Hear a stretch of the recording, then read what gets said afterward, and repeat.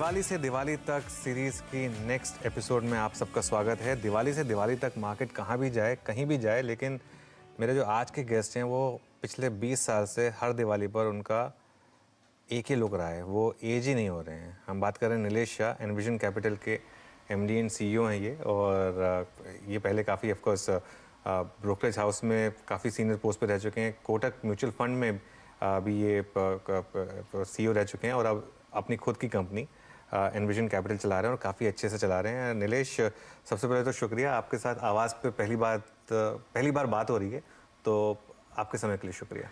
धन्यवाद अनुज, और आपको बहुत बहुत हार्दिक शुभकामनाएं।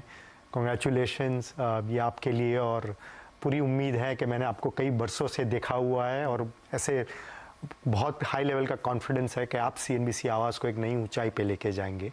तो आपको और आपके सारे टीम को और व्यूअर्स को दिवाली की भी शुभकामनाएं। बिल्कुल, आपको भी दिवाली की शुभकामनाएं। नीलेश, तो कैसा फील कर रहे हैं इस दिवाली पर, बुलिश या फिर कॉशियस? मैं कॉशियसली बुलिश कह सकता हूँ, ज़्यादातर बुलिश, लेकिन जो ग्लोबल एनवायरनमेंट है, जो यूएस की परिस्थिति है, यूरोप की परिस्थिति है और बाकी जो दुनिया की परिस्थिति है, और वहाँ के जो गवर्नमेंट्स और पॉलिसी मेकर्स जो भी डिसीजंस लेंगे, उससे हो सकता है कि थोड़ी कॉशन बरतना बहुत ज़रूरी है। लेकिन इंडिया जो है, इंडिया की जो अभी प्रगति हो रही है, जो ग्रोथ हो रहा है, जो इन्फ्लेशन में एक अच्छा काबू पाया जा रहा है, उससे मुझे काफ़ी एक बुलिशनेस सबका एहसास हो रहा है। ठीक है, तो ये जो इंडियन मार्केट की आउट परफॉर्मेंस रही है नीलेश, इसका एक सबसे बड़ा फैक्टर रहा है जो हमारी डोमेस्टिक लिक्विडिटी है।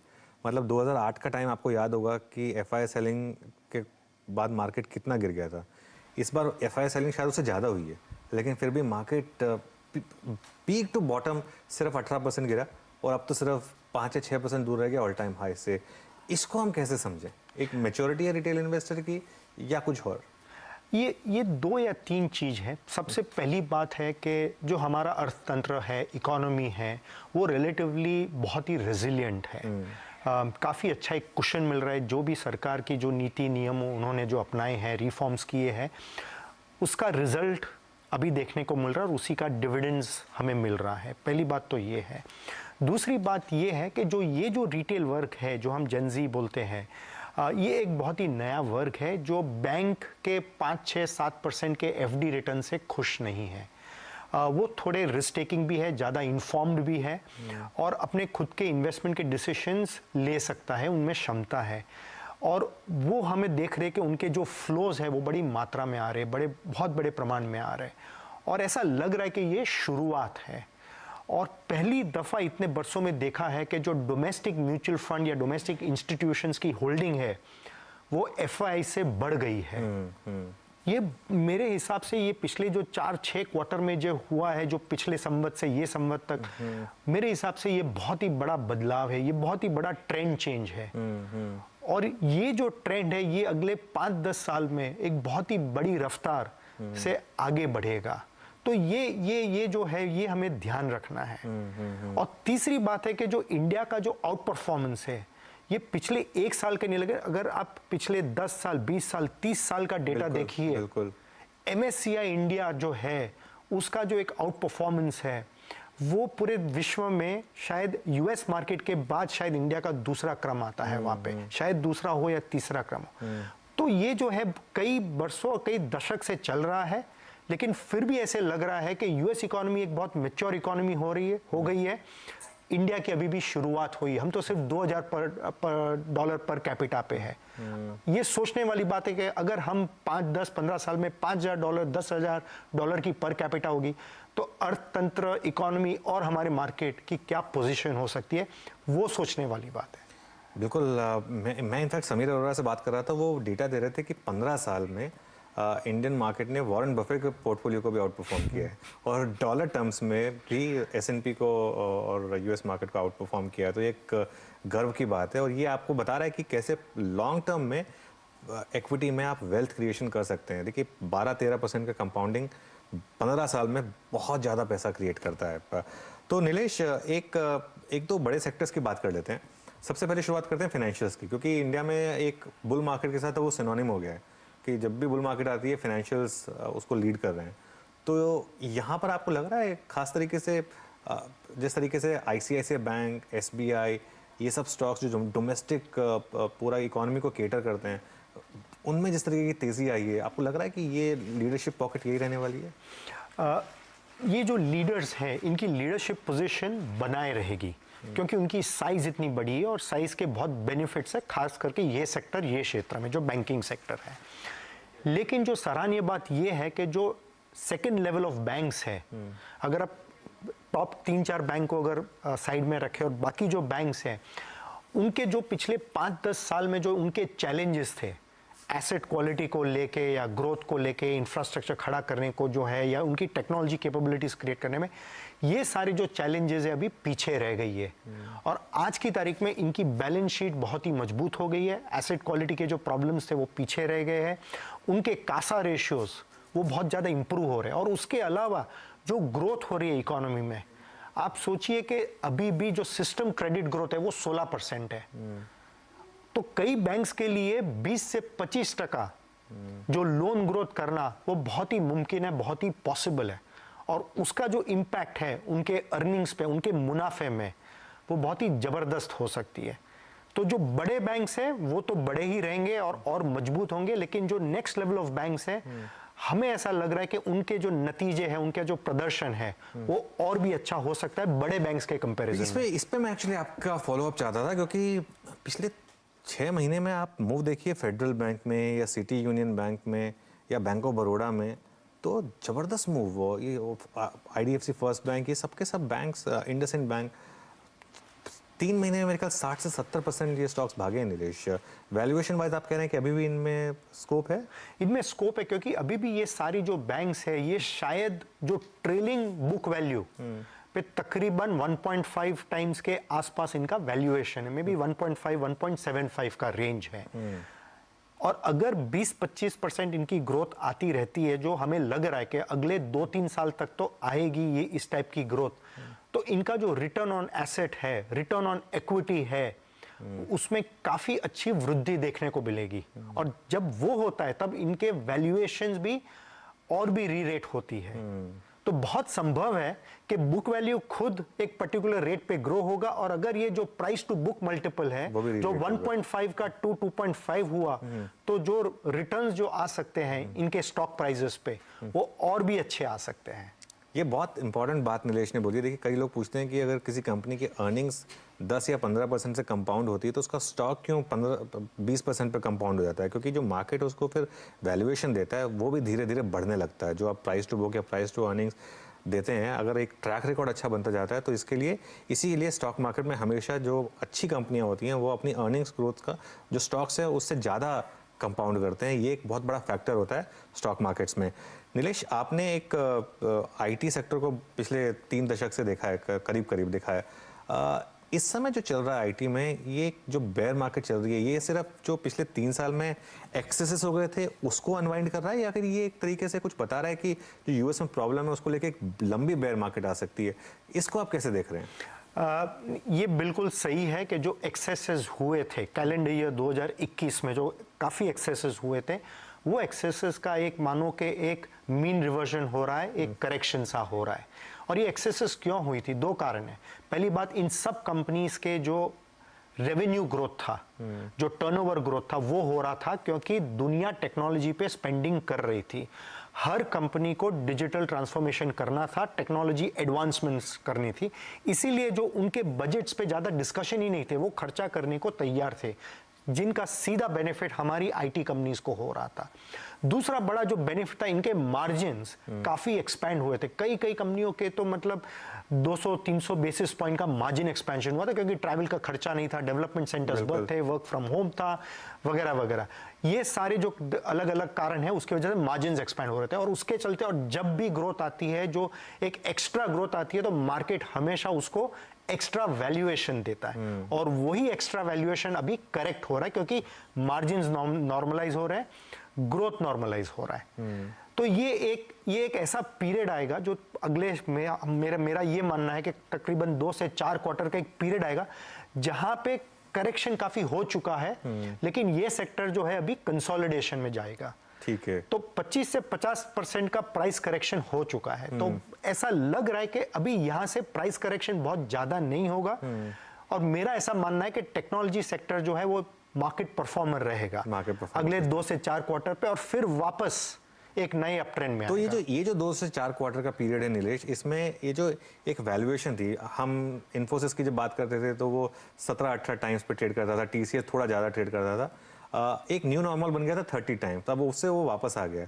तो अब ये कहाँ जाके आपको लग रहा है कि किस प्राइस पॉइंट पर रफली आकर सेटल करेगा इस कंसोलिडेशन के बाद? मेरा ऐसा मानना है कि 25 पी मल्टीपल जो है वो एक फेयर पी मल्टीपल माना जा सकता है। 30 एक्सेस है, और मुझे ऐसे लग रहा है कि ये वापस 18 या 20 पी मल्टीपल पे शायद नहीं आएंगे, अनलेस हमारे यहाँ कोई 2008 वाला सिचुएशन होता है, या 2020 वाला सिचुएशन होता है, या 2001 वाला सिचुएशन होता है। वो उसमें तो पूरी मार्केट करेक्ट होगी, 25 टाइम न्यू नॉर्मल लेकिन है। 25 मेरे हिसाब से बड़ी कंपनीज के लिए 25 एक न्यू नॉर्मल है। चलिए ठीक है, 25 न्यू नॉर्मल है, इसका मतलब है 18-20 ऐसा नहीं है कि नहीं आएगा, अगर आ गया तो वो अपॉर्चुनिटी है आपके लिए, वो आपको ध्यान रखना। चलिए काम करते हैं, ब्रेक लेते हैं और ब्रेक के बाद वापस आएंगे और इस कॉन्वर्सेशन को आगे बढ़ाएंगे।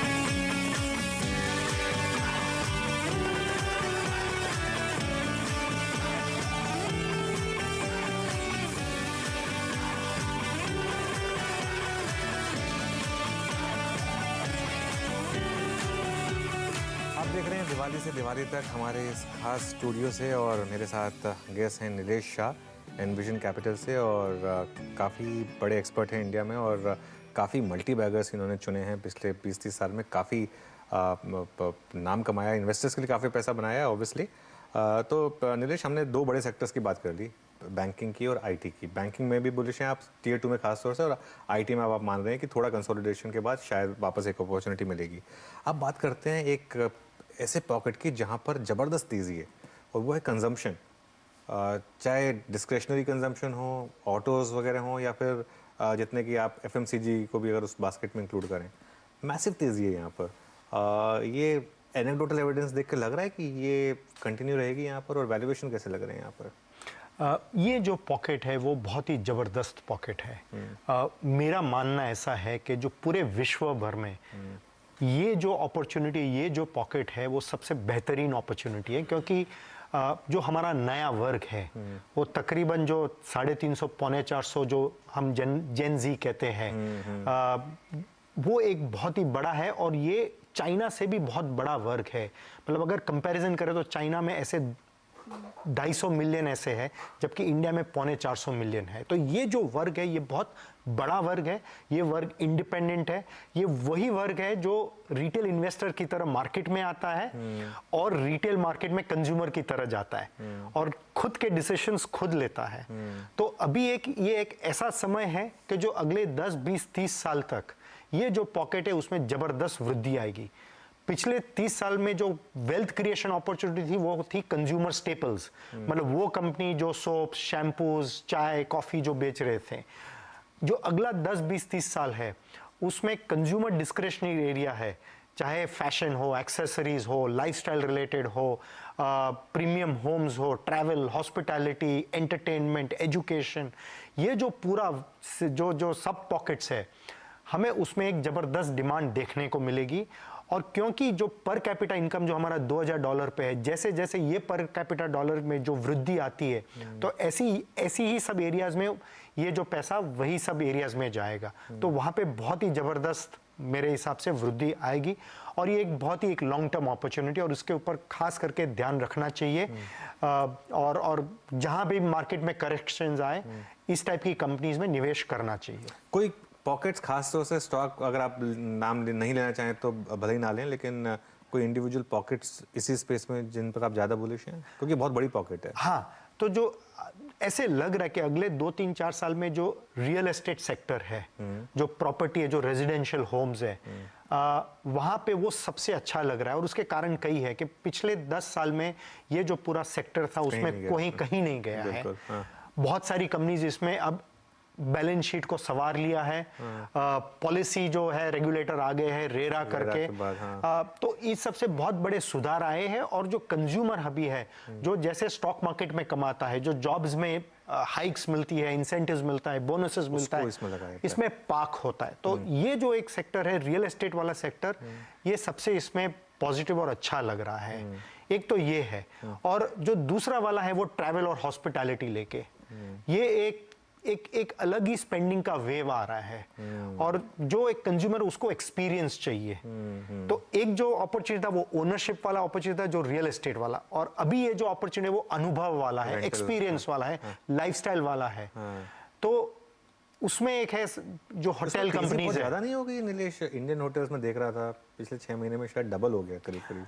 लेकिन अगर 15 साल से देखें तो इंडियन होटल्स में जो चाहे उस हिसाब से एप्रिसिएशन हुआ भी नहीं है। एक दूसरा कंपनी है जो हम ओन भी करते हैं, महिंद्रा हॉलीडेज करके, अगर आप देखो तो 10 साल में इसका स्टॉक प्राइस कहीं नहीं गया है। बिल्कुल। लेकिन अभी ऐसा लग रहा है कि जो कंज्यूमर सेंटिमेंट रिवाइव हो रहा है और एक कंज्यूमर सेंटिमेंट एक नई ऊंचाई पे जा रहा है, तो ऐसे लग रहा है कि कोई कारण नहीं है कि जिसकी वजह से इनके जो शेयर्स के प्राइसेस है वो नई ऊंचाई पे नहीं जाए। तो इस तरह की अपॉर्चुनिटीज बहुत सारी। इसके अलावा जो फैशन है, अपैरल है, शूज है, ये सब जो सेगमेंट है वो बहुत ही जबरदस्त सेगमेंट है। रियल एस्टेट में क्या ओन करते हैं आप नीलेश?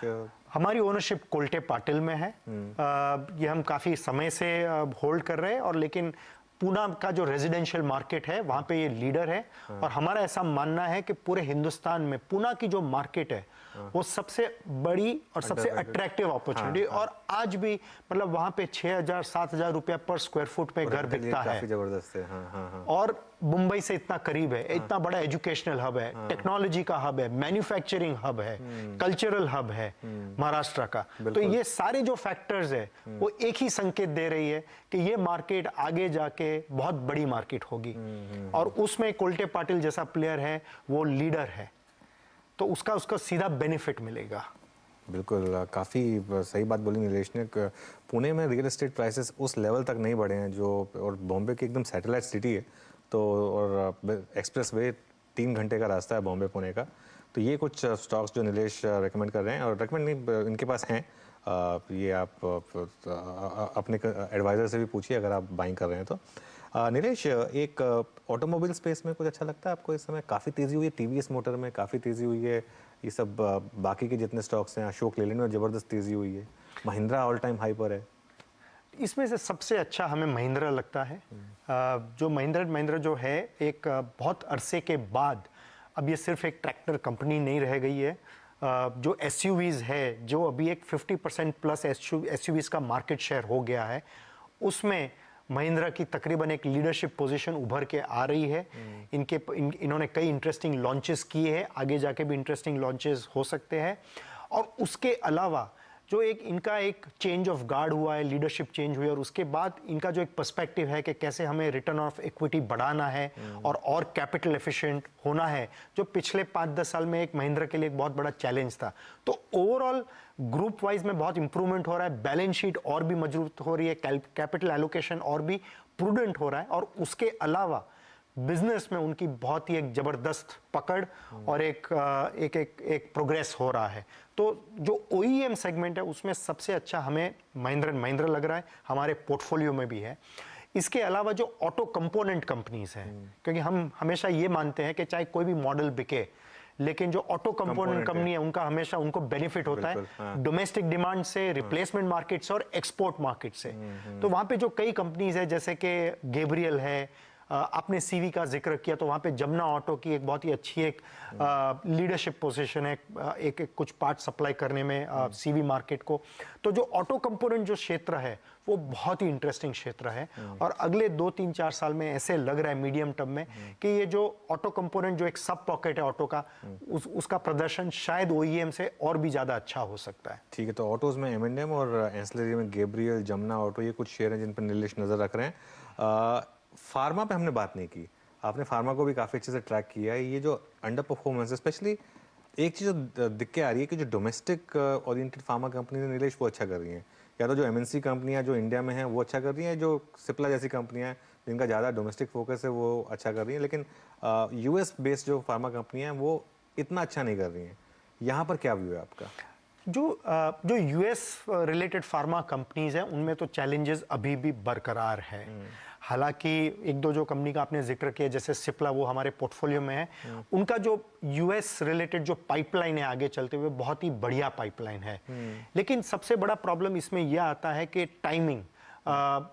हो सकता है कि हमारा अनुमान हो 2 क्वार्टर में है, लेकिन वो चीज वो लॉन्च को 2 साल बच जाए, अगर डिले हो जाए तो डिले हो जाए। वरना सिप्ला जो एक है वो एक बहुत ही वेल बैलेंस्ड कंपनी है। इंडिया का पोर्टफोलियो मजबूत है, रेस्ट ऑफ द वर्ल्ड का पोर्टफोलियो मजबूत है और यूएस का पोर्टफोलियो उनका ग्रोइंग पोर्टफोलियो है। तो सिप्ला सबसे अच्छा है। लेकिन बाकी जो डोमेस्टिक कंपनीज है, आपकी बात सही है, जो डोमेस्टिक मार्केट पे फोकस्ड है वो कंपनीज का आउट परफॉर्मेंस चलता रहेगा। तो जो बड़ी कंपनीज है वो अच्छा ही परफॉर्मेंस करेंगी, जैसे कि सिप्ला है, वो अच्छा ही प्रदर्शन आता रहेगा। लेकिन जो इसके अलावा जो डोमेस्टिक मार्केट पे फोकस्ड है, हमारा ऐसा मानना है कि यूएस के कंपैरिजन में इंडिया का मार्केट ज्यादा अच्छा प्रदर्शन देगा और उसमें ऐसी कंपनीज पे फोकस रहना चाहिए। ठीक है, तो कोई डार्क हॉर्स सेक्टर या स्टॉक्स नीलेश जो इस साल देख सकते हैं निवेशक? जो हमारा मानना है कि समवत टू समवत डिफेंस सेक्टर जो है वो हमारा ऐसा मानना है कि बहुत ही बड़ा आउट परफॉर्मेंस दे सकता है। और यहाँ से भी और मेरा ऐसा मानना है कि ये सिर्फ एक समवत टू समवत फ्लेवर नहीं है। मेरा ऐसा मानना है कि ये अगले आने वाले दशक के लिए एक बहुत ही जबरदस्त अपॉर्चुनिटी हो सकता है। क्योंकि अगर हम सारे चीज देखें तो क्या है कि जियोपॉलिटिकल जो एनवायरनमेंट है, जो एक सरकार का जो एक आत्मनिर्भरता का प्रयास है, जो इंडियनाइजेशन का थीम है, जो एक्सपोर्ट की अपॉर्चुनिटी है, इन सारे में हमारी डिफेंस सेक्टर जो है वो एक बहुत ही बड़ी तैयारी कर चुकी है और एक समझो कि एक लॉन्च के लिए रेडी है। तो हालांकि जो शॉर्ट टर्म में कईयों के प्राइजेस अप्रिशिएट भी हुए, लेकिन हमारा ऐसा मानना है कि ये एक शुरुआत है। डिफेंस की जो अपॉर्चुनिटी है वो मेरा ऐसा मानना है कि जो आईटी में हमने 30 साल पहले देखी थी या जो ऑटो कंपोनेंट्स में 20 साल पहले देखी थी, डिफेंस में हो सकता है कि एक ऐसी ही अपॉर्चुनिटी हमारे सामने उभर के आ रही है। ठीक है, चलिए शो का समाप्त करते हैं। इससे पहले नीलेश, मैंने शो के शुरू में कहा कि मैं आपको 20 साल से इंटरव्यू कर रहा हूँ और हर बार आप बिल्कुल वैसे के वैसे ही दिखते हैं, तो ये फिटनेस का राज क्या है? नहीं, और कोई मैं एक्स्ट्रा कुछ भी नहीं करता हूँ, सिर्फ एक हो सके उतना डिसिप्लिन रहने की कोशिश करता हूँ, बस यही है। और इसके अलावा कुछ भी नहीं है। ओके, और देखिए सब सिन गुड से दूर रहते हैं नीलेश, और सिर्फ ग्रीन टी जब भी हमारे स्टूडियो में आते हैं तो कब कुछ पूछते हैं इनसे तो शुगर वगैरह कुछ नहीं, सिर्फ ग्रीन टी लेते हैं। नीलेश, शुक्रिया आपका, आपने समय निकाला हमारे लिए और स्टूडियो में आए और इतने सारे सेक्टर्स और इतने सारे स्टॉक्स पर आपने बात की।